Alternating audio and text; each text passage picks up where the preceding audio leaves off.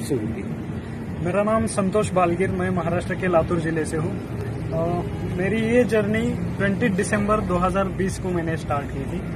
इस सफ़र को मैंने नाम भी दिया है संजीवनी सफ़र, राइड अक्रॉस इंडिया। अभी मुझे आज का 162वां दिन है। और कौन कौन सी सिटी में घूमे हो?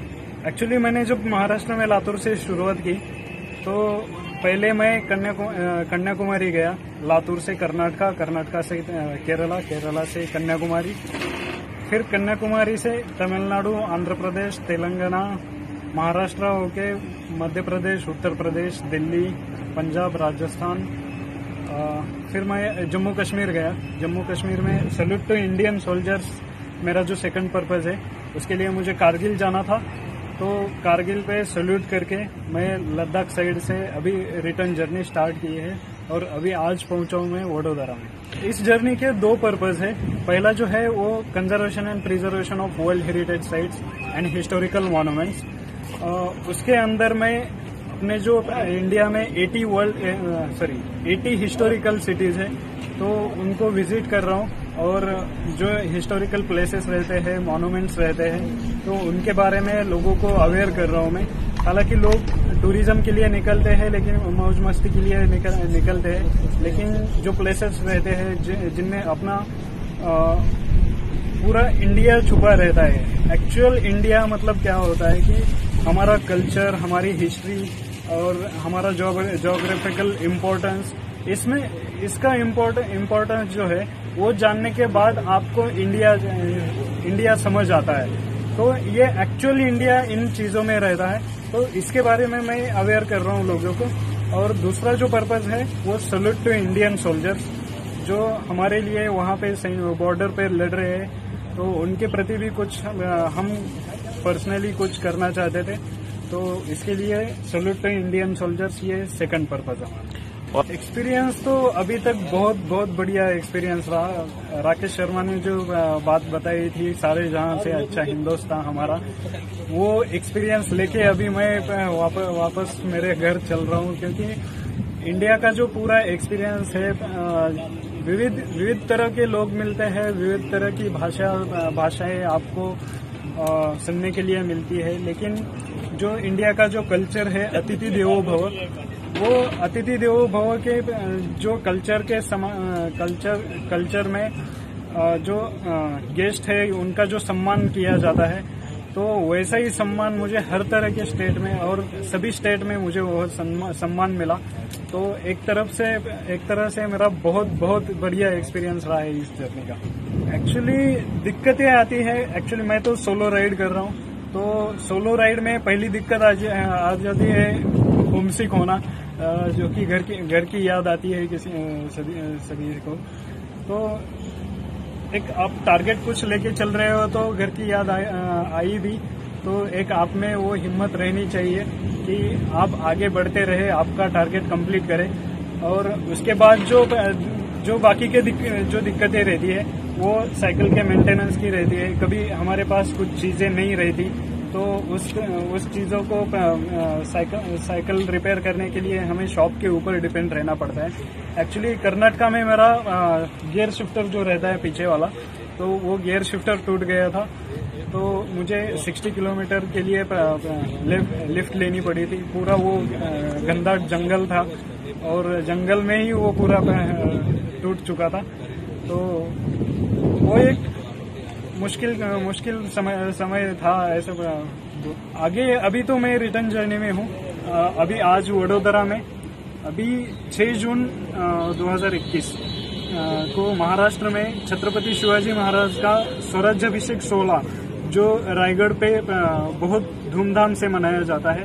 हालांकि कोविड-19 की वजह से अभी वहाँ पे रेस्ट्रिक्शन है, लेकिन 6 जून को मैं वहाँ पे पहुँचना चाहता हूँ। और ये मेरी जो संजीवनी सफर है, ये छत्रपति शिवाजी महाराज के चरणों में मैं अर्पित कर रहा हूँ। तो 6 जून तक मैं पहुँच पाऊंगा, यही उम्मीद रखते हैं। वडोदरा सर जी बहुत ब्यूटीफुल प्लेस है। एक्चुअली लॉकडाउन की वजह से टूरिस्ट प्लेस ओपन नहीं है, लेकिन यहाँ पे जो मैं सभी लोगों से मिल रहा हूँ, बहुत काइंड पर्सन है सभी। बहुत सारे लोगों ने मेरी हेल्प भी की है। तो एक पूरे तरीके से एक्सपीरियंस वडोदरा का बहुत बढ़िया रहा है। एक्चुअली अभी जो हमारी जो युवा पीढ़ी है वो मॉडर्न कल्चर की तरफ अट्रैक्ट हो रही है। बस मैं युवा पीढ़ियों को यही इतना ही कहना चाहता हूँ, हमारा जो कल्चर है, आप इंटेलिजेंस की तरफ से आप आगे बढ़े, लेकिन हमारे कल्चर को ना भूलें। हमारी जो हिस्ट्री है, हमारा जो कल्चर है, वो छोड़ के हम कहते हैं कि I am proud to be a Indian, लेकिन हमें ही पता नहीं होता हमारे इंडिया के बारे में क्या है, कैसा है। अभी मैं यहाँ पे गायकवाड़ फैमिली का बहुत बड़ा पैलेस है। एक बंदे को मैंने पूछा गायकवाड़ फैमिली के बारे में कुछ बताओ यार, तो वो बता नहीं सका। तो वहाँ पे भी मैंने कुछ अवेयरनेस किया, उनके बारे में मैंने जानकारी दे दी। यहीं से शुरुआत। हाँ यस। तो मैंने उनको थोड़ा अवेयर किया। मैंने ये बोला कि अपने सिटी के बारे में, अपने सिटी का जो कल्चर रहता है, सिटी का जो हिस्ट्री रहता है, तो वो जानो, उसको एक्सपांड करो, और इतना एक्सपांड करो कि और लोग भी आपके साथ जुड़ जाए, उनको भी ये चीजें जो हिस्ट्री में घटी हुई है वो पता चले, और रियल इंडिया दुनिया के सामने आ जाए। तो इसके लिए मेरा जो ये पूरा सफर है, ये पूरा सफर मैं इसी चीज के लिए, अवेयरनेस के लिए घूम रहा हूँ। तो हमारा युवाओं को भी संदेश है, हमारा रियल इंडिया, हमारा कल्चरल इंडिया लोगों के सामने लाओ, और हमारे उद्देश्य की पूर्ति के लिए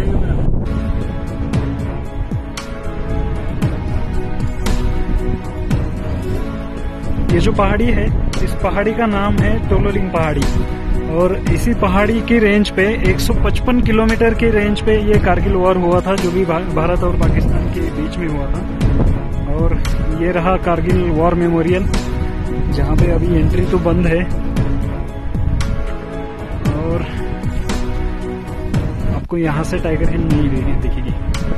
मैंने उस होटल में से ही दिखा दिया था।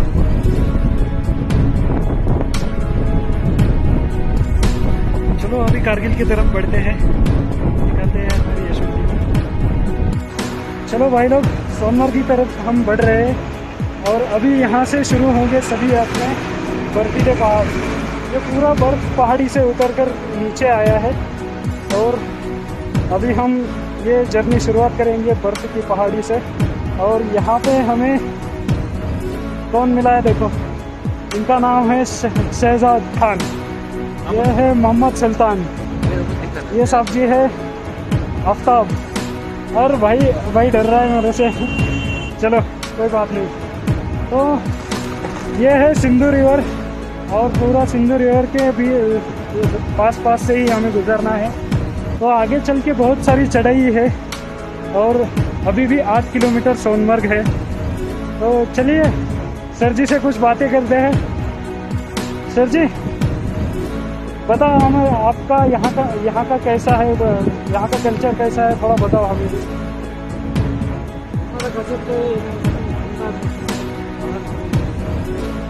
अच्छा, आप काम क्या करते हो? आगे नहीं डालना है, नहीं नहीं रखना। अच्छा काम करते हैं। अच्छा, बिकॉम नहीं करते। अच्छा, तो ये डर रहता है, तो हम देखेंगे ना। हाँ। तो आपको कहाँ उठाया, काम नहीं करता था इसीलिए। अच्छा। मतलब काम छोड़ के ये सारी चीजें कर रहे हो? इसलिए बोला, इसी ने हम नहीं उठाएगा। हाँ। अच्छा, आप कौन से गांव से हो? नहीं, आप कौन से गांव से हो? कंगन से हो?